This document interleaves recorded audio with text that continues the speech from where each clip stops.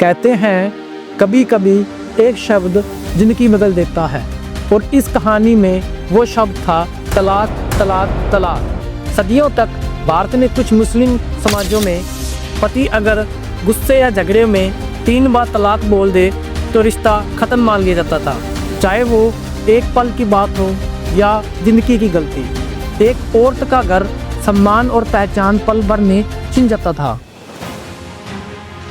कई महिलाओं की कहानियां सामने आई। किसी को व्हाट्सएप पर तलाक लिखा गया तो किसी को वीडियो कॉल पर छोड़ दिया गया। मीडिया और समाज में ये मुद्दा धीरे धीरे उभरने लगा और फिर कुछ बहादुर महिलाओं ने आवाज़ उठाई। इस वीडियो में हम बात करेंगे शाह बानो, शायरा बानो और मुस्लिम वुमेन एक्ट 2019 की। तो मैं हूं प्रवीण कंबोज और आप देख रहे हैं पीके फाइल्स। भाग 1, शाह बानो केस 1985। साल था 1978। मध्य प्रदेश के इंदौर में रहने वाली शाह बानो बेगम 5 बच्चों की मां थी। उसकी उम्र लगभग 60 साल थी। उनके पति मोहम्मद अहमद खान एक वकील थे। शादी को 40 साल से ज्यादा हो चुके थे, लेकिन एक दिन उन्होंने 3 बार तलाक बोला और शाह बानो को घर से निकाल दिया। शाह बानो ने अपने पति से न्याय मांगा और धारा 125 सीआरपीसी क्रिमिनल प्रोसीजर कोड के तहत मेंटेनेंस भरण पोषण की याचिका दायर की।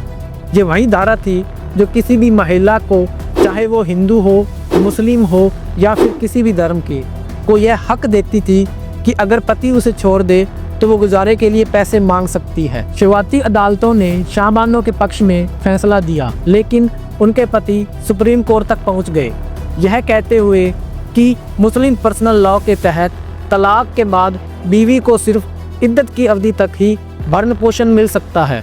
मुस्लिम कानून के तहत इद्दत एक प्रतीक्षा अवधि है जिसका टाइम पीरियड लगभग 3 मंथ का होता है, जो तलाक या पति की मृत्यु के बाद महिला को पालन करनी होती है। इस अवधि के दौरान महिला दोबारा शादी नहीं कर सकती और उसे कुछ प्रतिबंधों का पालन करना होता है। लेकिन 1985 में सुप्रीम कोर्ट ने ऐतिहासिक फैसला सुनाया। कोर्ट ने कहा धारा 125 सबके लिए समान है। धर्म के आधार पर किसी महिला के अधिकार सीमित नहीं किए जा सकते। यानी शाह बानो को तलाक के बाद भी भरण पोषण का अधिकार मिलेगा। लेकिन यहीं से विवाद शुरू हुआ। कई मुस्लिम संगठनों ने इसे इस्लामिक कानून में दखल बताया। देश भर में विरोध हुआ और सरकार पर राजनीतिक दबाव बढ़ा।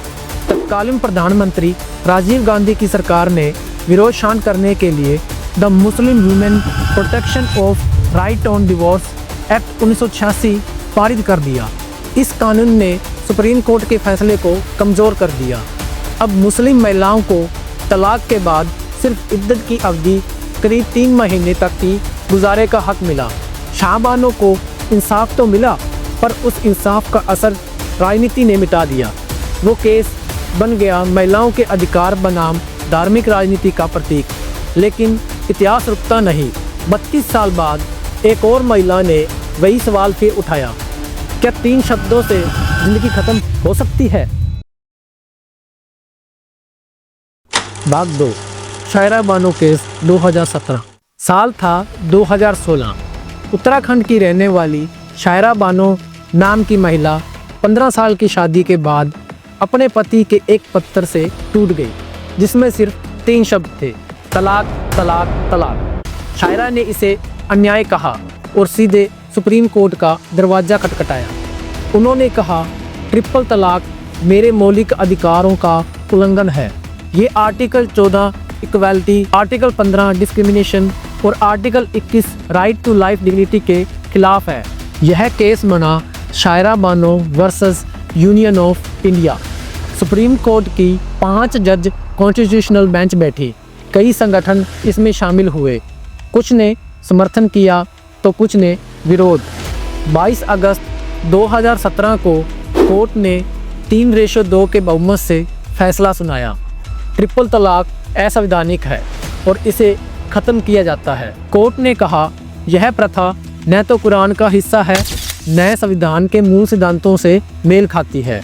इस फैसले को देश भर में मुस्लिम महिलाओं की ऐतिहासिक जीत कहा गया और फिर इसी के बाद शुरू हुई असली लड़ाई कानून बनाने की। भाग 3 2018 सरकार ने बिल पेश किया। साल था 2018। देश में माहौल गर्म था। संसद में एक बिल पेश हुआ जिसने पूरे देश को बांट दिया। The Muslim women protection of right on marriage bill 2018। सरकार का कहना था ये बिल मुस्लिम महिलाओं को न्याय दिलाएगा, लेकिन विपक्ष का कहना था ये कानून नहीं, एक राजनीतिक हथियार है। उस समय केंद्र में प्रधानमंत्री नरेंद्र मोदी की एनडीए सरकार थी।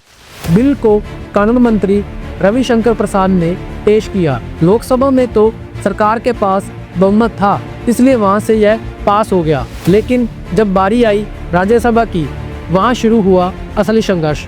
राज्यसभा में इस बिल का सबसे ज़्यादा विरोध कांग्रेस ने किया। इसके साथ ही Samajwadi party, Bahujan Samaj party, TMC, AIMIM और आरजेडी जैसी पार्टियों ने भी बिल के कुछ प्रावधानों पर सवाल उठाए। विपक्ष का कहना था अगर पति जेल जाएगा तो पत्नी और बच्चों का खर्च कौन उठाएगा। सुप्रीम कोर्ट पहले ही ट्रिपल तलाक को अवैध ठहरा चुका है, फिर इसे क्रिमिनल ऑफेंस क्यों बनाया जाए। यह धार्मिक मामलों में दखल है। दिसंबर 2018 में बिल राज्यसभा में पास नहीं हो पाया। विपक्ष ने वोटिंग को टाल दिया और सरकार पर पॉलिटिकल एजेंडा चलाने का आरोप लगाया। लेकिन कहानी यही खत्म नहीं हुई। 2019 के लोकसभा चुनावों में मोदी सरकार फिर से भारी बहुमत से लौटी। जुलाई 2019 में वही बिल दोबारा पेश हुआ और इस बार लोकसभा और राज्यसभा दोनों में पास हो गया और 1 अगस्त 2019 को राष्ट्रपति रामनाथ कोविंद ने इस पर हस्ताक्षर कर दिए। इस तरह 3 तलाक कानून आखिरकार देश भर में लागू हो गया। कहते हैं कानून कागज पर बनते हैं, लेकिन बदलाव दिलों में होता है। 3 तलाक कानून ने एक पुरानी और दर्दनाक प्रथा को खत्म कर दिया। इतिहास गवाह है, शाहबानों ने रास्ता दिखाया, शायरा बानों ने वो रास्ता पूरा किया और आज भी कई महिलाएं हैं जो इस बदलाव की गूंज को आगे बढ़ा रही है। ये कानून सिर्फ 3 तलाक के खिलाफ नहीं है, ये हर उस सोच के खिलाफ है जो औरत को कमजोर समझती है। असली जीत तब होगी जब किसी औरत को अपने हक के लिए कोर्ट नहीं बल्कि समाज का साथ मिलेगा, और शायद उस दिन हम सच में कह पाएंगे तलाक नहीं, आज़ादी मिली है।